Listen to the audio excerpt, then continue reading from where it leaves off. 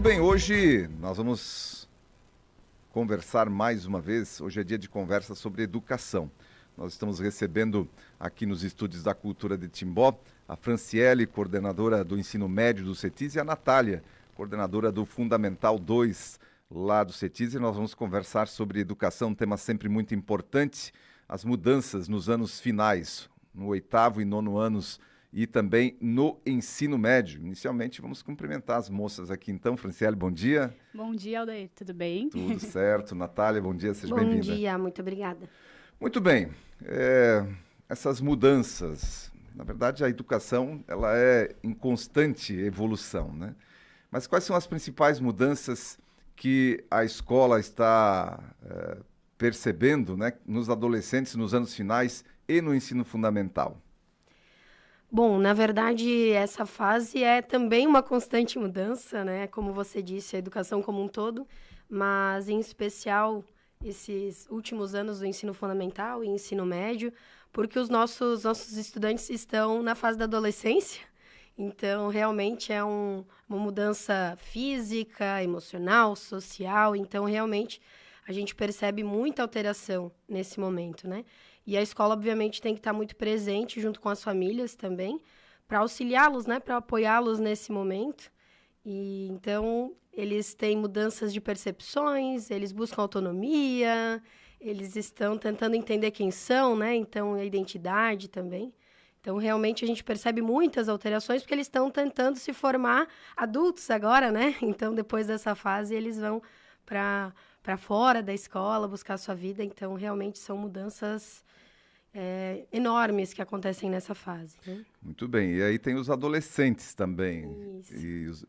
Os adolescentes, vamos lá, falando aqui, todos, né, estão nessa fase da pré-adolescência, do 8º, 9º ano, mas quando vai para o ensino médio já é adolescência, aí os hormônios estão mais aflorados. E aí como lidar, né? Como é que a escola lida com essa questão e apoia os adolescentes para lidar com essas mudanças? No ensino médio, a gente percebe que as mudanças não são mais tão externas, né? No Fundi 2, a gente vê as mudanças externamente, assim. É físicas. Fisicamente, isso. E, claro, né, o emocional, o social também vão mudando, mas no ensino médio fica muito mais sutil, assim.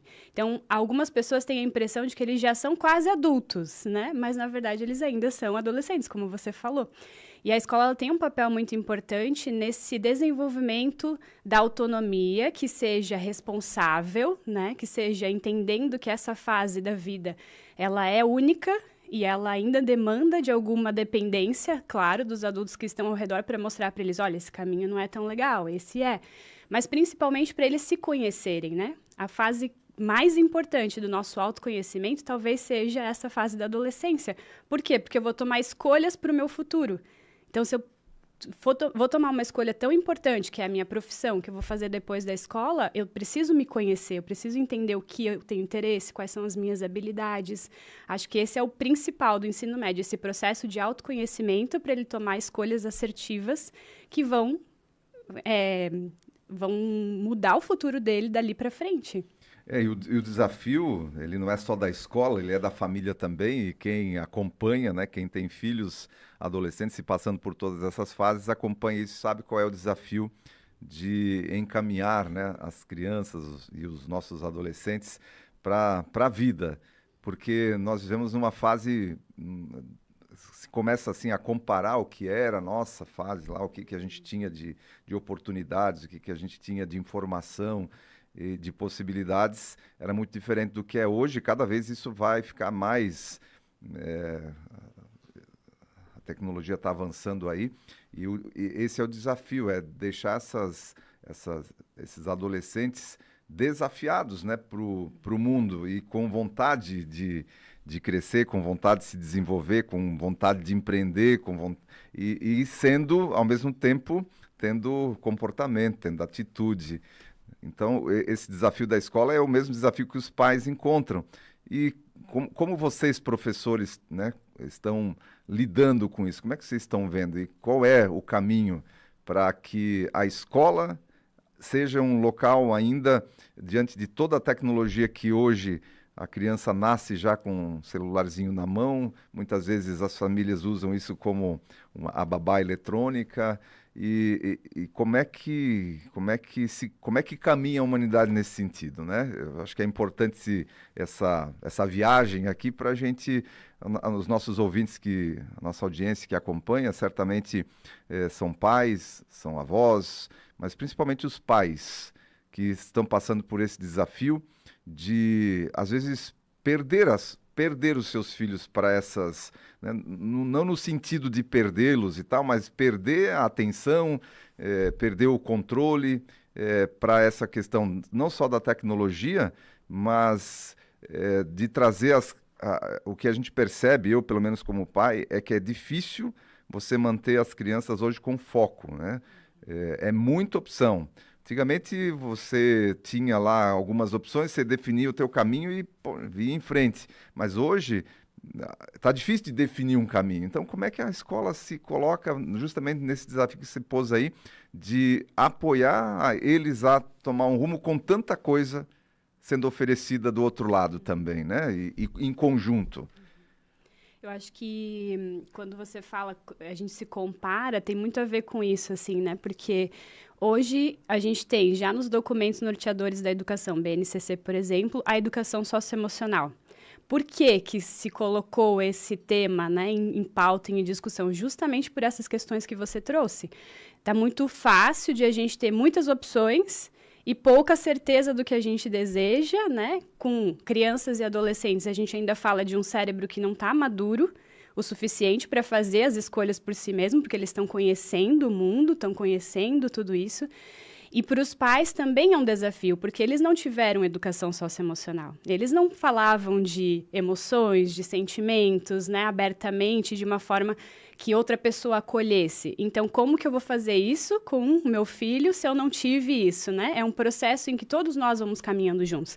Não falo só de pais, falo de professores também, porque a maior parte dos professores já são de uma geração anterior, né? Exato. Que teve uma escola diferente, não tinha abertura para falar enquanto estudantes. Hoje a gente tem, né? Então, é uma nova forma de educar, não somente em casa, na família, mas também na escola.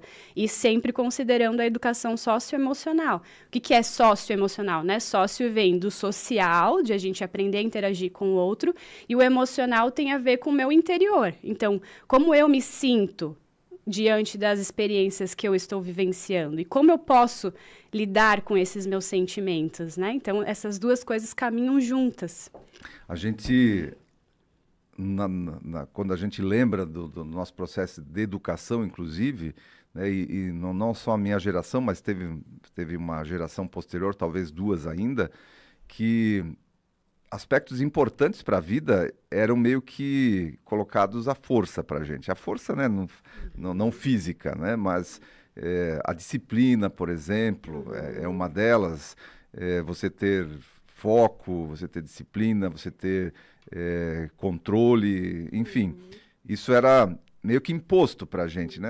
A educação dos pais era mais rígida, como você falou, não se tinha tanta conversa. Hoje a gente percebe isso com essa abertura, mas aí o desafio, como ter essa abertura, né, de conversar, o socioemocional, mas manter essa questão que é importante, essa questão da disciplina, essa questão do foco. Então, né, esse desafio, dá para conciliar as coisas? Essa é a pergunta, né? Com certeza, dá para conciliar. Na verdade, na escola a gente faz isso também, junto com as famílias, né? Eu acho que isso também é muito importante. É um trabalho de 3 mãos, assim, né? A criança, o adolescente, a família, a escola. E a disciplina e o acolhimento, eles devem estar sempre juntos. Então, ao mesmo tempo que a gente acolhe um estudante, escuta ele, escuta as famílias, a gente não vai deixar de lado a disciplina, né? O respeito que tem que se ter, os valores, né, que a gente tem. Nós somos uma escola pautada muito em valores e a gente segue sempre com eles, né? Então, acolher nem sempre é dizer sim, é entender, é ouvir, né?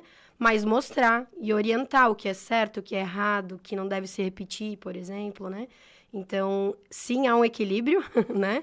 Ele talvez seja desafiador de mantê-lo justamente por essa nossa experiência anterior, né? Então, se nós não tivemos isso, é difícil para a gente entender como fazer, mas é possível. E a nossa escola, ela vem trabalhando bastante nesse sentido, por isso, e eu acho que é um diferencial até do CETISA, nós estamos muito próximos dos estudantes, das famílias, né? Recentemente fizemos as rodas de conversa com os pais. Então, nós temos esse potencial de se conhecer quase que individualmente cada membro da família, desse estudante, né? Então, poder orientar dessa maneira, mas realmente, como é difícil, nós não tivemos, a gente busca tentar fazer com eles, mas de nenhuma maneira o acolhimento ele vai deixar de lado esses valores que são essenciais para formar um cidadão, uma pessoa, né? Realmente que vai fazer o bem para a sociedade, que vai pensar em si, vai se conhecer, mas que também vai pensar, né, no modo geral, no mundo, né, no bem. Então, a gente faz isso. Vontade. Só complementar, né? Sim. Eu acho que uma coisa simples de a gente entender como que esse processo funciona é...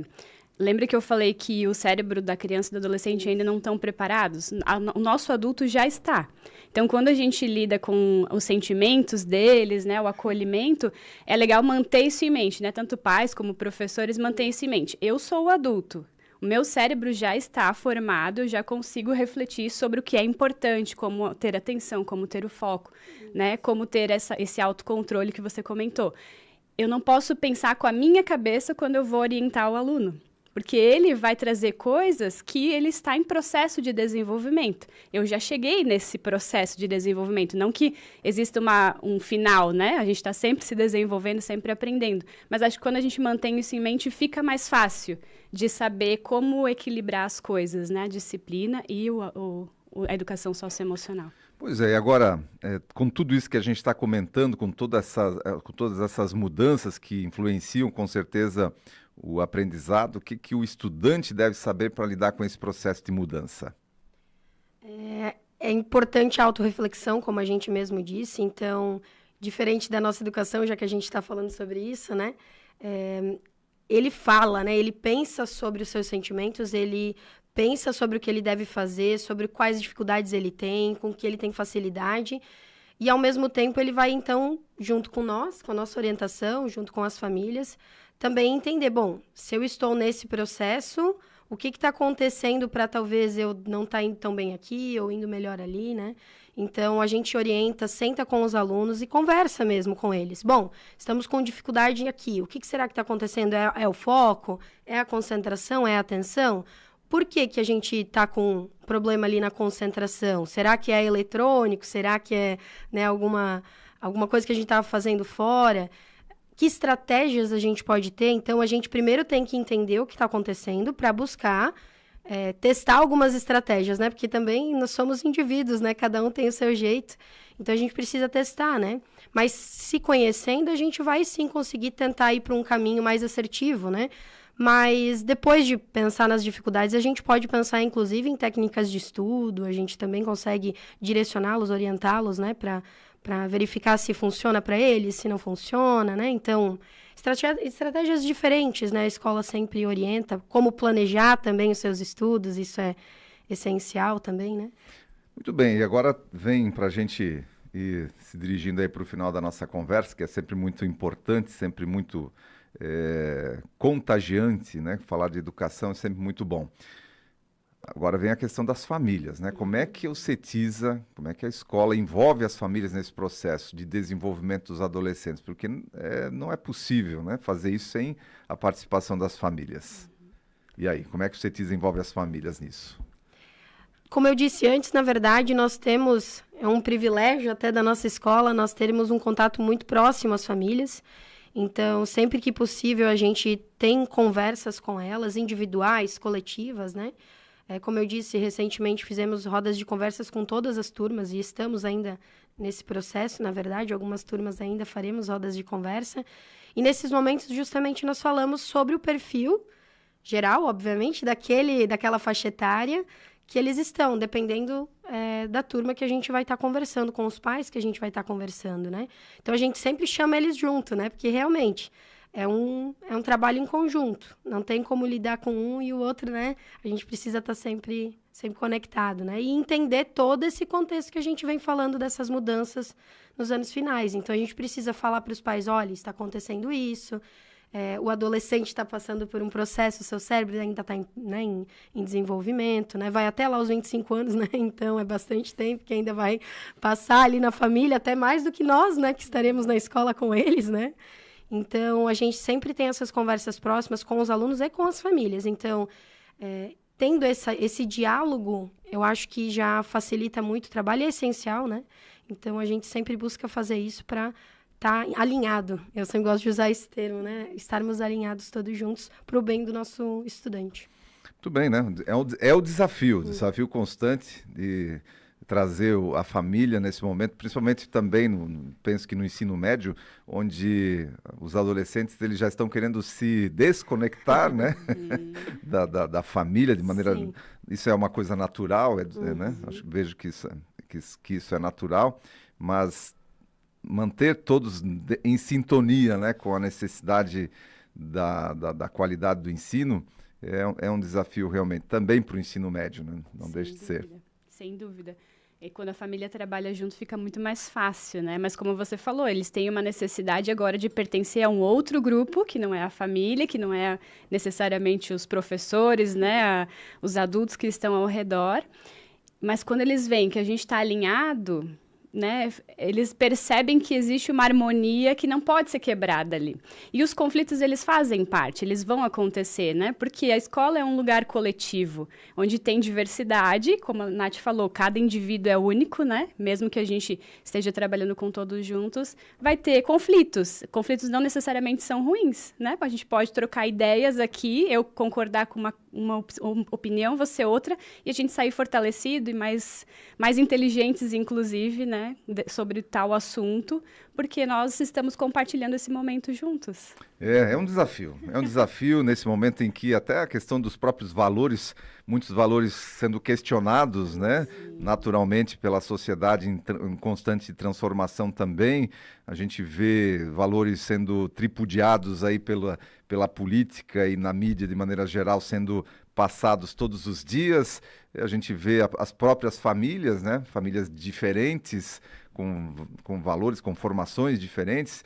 Tudo isso é desafio para a escola, né? Pegar isso tudo, botar no liquidificador e fazer do limão a limonada gostosa. Muito bem, sempre muito bom conversar com vocês por aqui. Essa foi a nossa conversa, então, com o pessoal do CETISA. Se você quiser conhecer mais sobre o CETISA, acesse o site cetisa.com.br, passe lá no CETISA também, conheça a estrutura, né, que com certeza você vai conhecer, você vai poder ter acesso sem compromisso lá para conhecer um pouco dessa estrutura e como funciona tudo isso que a gente conversou aqui através dos próprios profissionais lá do CETISA. Gostaria de aproveitar, então, de convidar todos que estão nos ouvindo, vocês, que hoje nós temos a nossa Mostra do Saber. Verdade. É um evento bem importante da escola, onde a nossa escola, na verdade, vai estar aberta à comunidade, às famílias, né? Para mostrar realmente, né? Então, tudo que a gente vem desenvolvendo com os alunos é um momento bem importante para nós e para os nossos estudantes. Então, a gente gostaria muito que quem puder venha prestigiar. Aberto à comunidade, então. Com certeza. E é na nossa unidade do Padre Martim Stein. Padre Martim Stein, sim, lá. Pois é, que não é mais, né, não é mais Padre Martim Stein. Não sei se vocês sabem, mas vocês não estão no bairro Padre Martim Stein. Diante das mudanças que estão acontecendo, né, no mapa de Timbó, vocês estarão no bairro dos Estados. Olha só. Sim. Aquela rua especificamente lá vai estar no bairro dos Estados. A gente estava conversando sobre isso aqui com o pessoal da Câmara de Vereadores. Tem um projeto tramitando por lá. E vocês não estarão mais no bairro Padre Martim Stein a partir do momento que seja aprovado esse projeto por ali. Pois é, a Esther não vai poder participar da mostra, né? Infelizmente aconteceu um acidente, está lá ainda agora começando aquele processo de sair a pele, tá bem complicado lá para ela poder se movimentar. Mas tudo certo. Agradeço a presença de vocês aqui, né, nesta manhã de sábado. Sempre muito bom, como eu falo, sempre falar sobre educação. Obrigado, Franciele. Muito obrigada, Odair. Um bom sábado para você e melhoras para a Esther. Muito bem. E também, obrigado também para a Natália, né, sempre com a gente por aqui. Um abraço. Obrigada e venham conhecer a nossa escola hoje de manhã. Pois é, a Mostra do Saber por lá. São 7h mais 42 minutos.